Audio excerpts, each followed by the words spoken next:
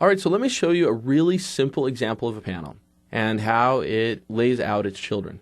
Let's all tab into XAMLPad and I can show you the example. First, let's maximize the screen, and then let's make some room for the editor by dragging this up. All right, so XAMLPad is a really handy application that we actually haven't encountered yet. The cool thing about XAMLPad is that anything you type here in the lower pane gets parsed and shows up here in the upper pane. And that happens almost immediately.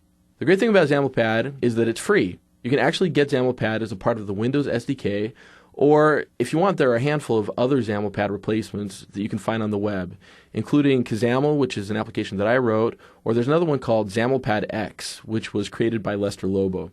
If you do a search on the internet, you should be able to find either one of those.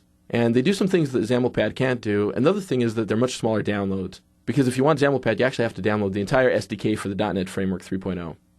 So by default, XAMLPad uses this feature called autoparse. And you might notice that when using autoparse, if you type something wrong, like this, that the text turns red. This is an indication to you that there was some kind of an error while parsing the XAML. For the purpose of this training, I'm going to turn off autoparse. And the result of that will be that anytime I want to parse, I actually either need to click on the refresh button, or else I can just use F5 and it will happen for me automatically. So let's go ahead and clean up this text. And then I'll hit F5 and we can see that now this parses correctly again.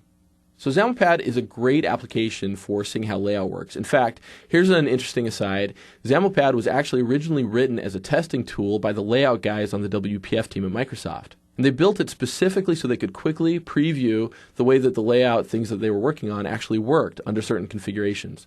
And everyone liked it so much, even people outside of the layout team, that eventually it was being used by everybody. It was prolific among the team. So they incorporated it into the SDK, and now it's pretty much standard fare for anybody who's using WPF.